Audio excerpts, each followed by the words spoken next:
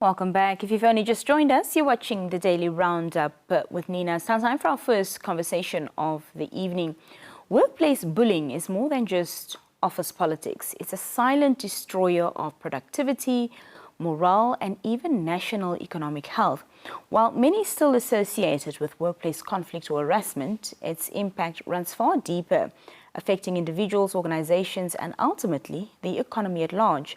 Joining us to shed light on this critical issue is Dr. Shirley Shivangulula, an economic and industrial sociologist, and the founder and director of Workmanship Consultations, a Namibian-based research and consultancy firm focused on socioeconomic affairs and policy.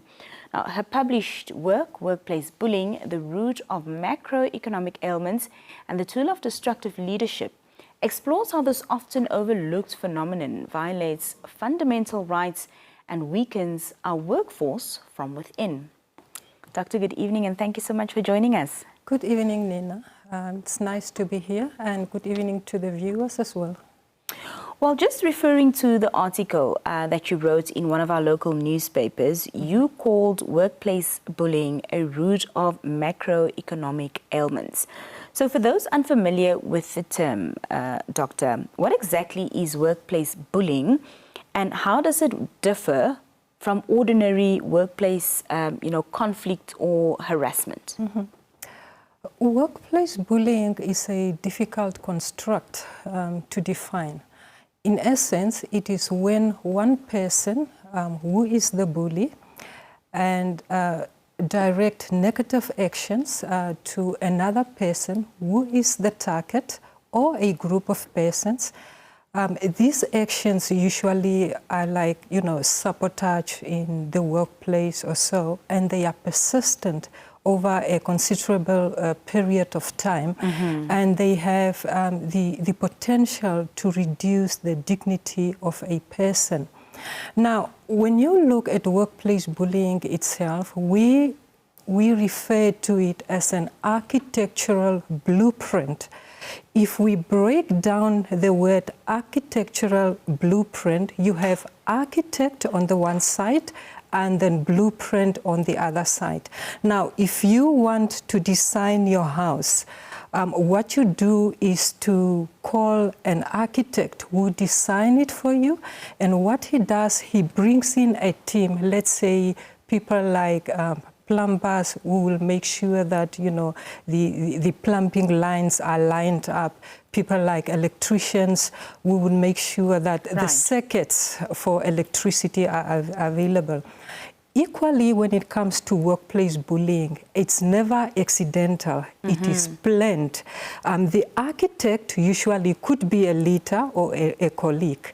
So that architect is someone who brings a team, which are other people, and for instance, the electricians in the architectural blueprint, in the case of workplace bullying, would be those who would make sure that you are burnt out. They harass you to the extent of making sure that you are burnt out.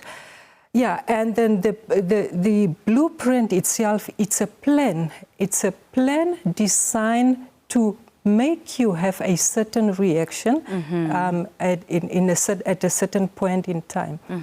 And in the end, you would end up either leaving the organization. That is what usually happens. You make mention also of different types or different forms of workplace bullying. So could you unpack this typology for us? And also, is it possible for a CEO or someone in leadership to be bullied too? We have these two types of workplace bullying. It could be dispute-related or predatory.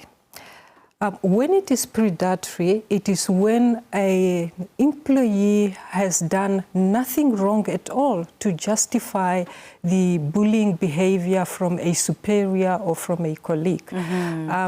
Usually, let's say if a superior or a colleague wants to settle a score, they make sure that the workplace is the right field to do that. And usually they do that through, let's say, performance management, performance reviews, or, you know, if you, let's say, belong to a certain political party and they want to victimize you, that is predatory. That's the kind of workplace bullying that they use. On the other hand, dispute-related, that is when you have interpersonal conflict. We are human beings, and conflict, it's something that we cannot do without. Yeah. However, when this kind of conflict is prolonged to the extent of making the target being defenseless to that kind of bullying, then automatically that becomes, you know, the worst case scenario in workplace bullying. Now, your question is, can a CEO be bullied? Remember, when you have, when you are working with people, you definitely you will be bullied. A CEO is someone who has people who works under him or her, but at the same time reports to the board of directors. So in the event it becomes necessary to bully this person, it's natural, they can do it, whether it's people under this person or people above the CEO. Usually we have cases whereby an administrative officer bullies a CEO, but then you will have to ask yourself, where does this person get that kind of confidence to do that to the CEO? When you look carefully, you would find that it is actually top-down bullying. It must be somewhere, it must come from somewhere. Right, right. It's unnatural for an administrative officer to just bully the CEO. In your work also, Dr. Shivangulula, you link bullying in the workplace to broader macro economic issues. How does a problem that starts, you know, at individual or organizational level end up affecting national productivity and perhaps even unemployment rates? When you are in an institution where you are bullied, what you foresee is to want to leave that organization. Right. Now, you would find that at firm level, it's a micro response whereby a person just resigns from that workplace.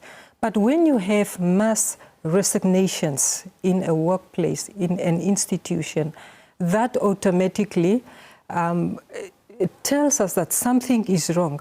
But the beauty of the matter is, when it comes to macroeconomic ailments, if those people who have resigned from that institution are unable to secure jobs subsequent to the resignation, automatically that adds to unemployment. That is, You've also raised an important point about workplace bullying violating the supreme law of the country, the Constitution.